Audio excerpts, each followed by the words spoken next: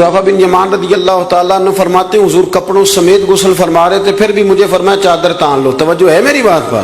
یہ نوجوان ذرا زیادہ غور کریں کیا عرض کر رہا ہوں۔ کہتے ہیں میں چادر تان کے کھڑا ہو گیا، حضور غسل کرنے لگے تو پانی ٹھنڈا تھا، گرمی بھی بڑی تھی، حضور کو نہ ذرا لطف آیا تو فرمانے لگے تھوڑا اور نہ نہا لوں۔ میں نے کہا حضور نہائیں۔ کہتے ہیں سرکار کو اور لطف آیا، فرمانے لگے ذرا اور نہ نہاؤں۔ میں بڑا مطمئن تھا، بڑا راضی تھا کہ مجھے نوکری کا موقع مل رہا ہے۔ کہتے ہیں ایک دو دفعہ سرکار نے فرمایا، پھر حضور بس کرنے لگے تو میں نے کہا حضور تھوڑا اور غسل فرمائیں، گرمی بڑی ہے۔ کہتے سرکار اور غسل کرنے لگے، خاصی دیر حضور نہائے، غسل فرمایا، فارغ ہو گئے نا جب، میرا کلیجہ بڑا ٹھنڈا تھا کہ میں نے نوکری کر لی۔ جب فارغ ہو گئے تو حضور مجھے فرمانے لگے چل اب تو غسل کر۔ اگر روٹی بچ جائے تو بندے ڈرائیور کو بھیج دیتے، اگر کبھی بچ جائے۔ چلیں آپ نے کون سا مجھ سے ناراض ہونے، آپ تو اپنے ہیں۔ اگر کوئی دیگ بڑھ جائے تو مدرسے بھیج دیتے کہ وہ اس کو کہتے آپ یہی ہیں کہ اس کے پیروں کے نیچے فرشتے پر بچھاتے ہیں، یہ بھی آپ کہتے ہیں کہ حافظ جی آپ کی بڑی شان ہے، آپ نماز پڑھاتے ہیں، پر دیگ وہ بھیجنی ہے جو بچ گئی، وہ آپ بھیج دیں۔ بچ گئی ہے وہ زیادہ تھی تو ہم نے کہا چلو بچوں کو دے دیتے۔ یہ اعزاز نہیں دیا، دیگ دے دی پر آپ نے عزت نہیں دی، وقار کا مجھے مزہ نہیں آیا اس کا، یہ کوئی سرور والا کام نہیں۔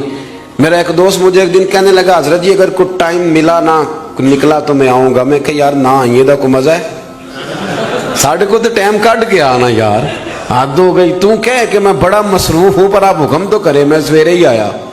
یہ کیا بات آپ نے، اسی کو بچے کچھ ٹائم آ لیا ہمارے پاس تو آ، تھوڑا سا سارا کچھ چھوڑ چھاڑ کے پتہ چلے کہ تو آیا ہے۔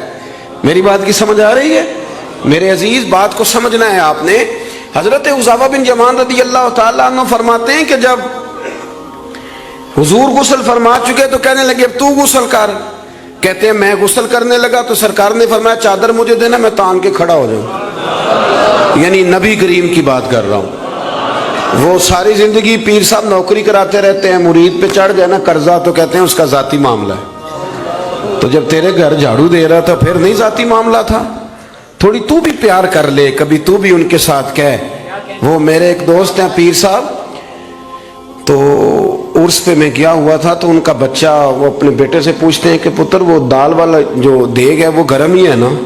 کہنے لگا ابا جی بس ٹھیک ہی ہے چل جائے گی، یعنی گرم کرنا بھی پسند نہیں صاحبزادے کے لیے، ابا جی چل جائے گی۔ تو پیر صاحب نے بڑا اچھا جملہ کہا، کہنے لگے پتر جب تو مریدوں کے گھر جاتا ہے تو تیرے ساتھ یہ سلوک کرتے ہیں، اس طرح تو نہ کر یار، کم از کم تیرا زور لگے گا ایک آرڈر ہی کرنا ہے ذرا گرم ہو جائے۔ پر ہم سمجھتے نہیں نا چیزوں کو، الا ماشاءاللہ اچھے لوگوں کی بات نہیں کرتا۔